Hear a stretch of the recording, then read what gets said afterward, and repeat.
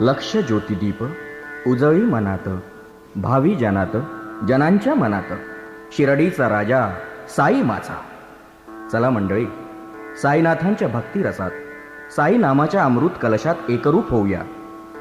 साई श्रद्धेनं भारावलेल्या कवी अविनाश पौनीकर आणि प्रल्हाद मेश्राम या जोड गोडीनं हा अमृत कुंभ स्वतःच्या श्रद्धाळू मनाच्या छोट्याशा कप्प्यातून काढून आपल्या भेटीसाठी आणलाय.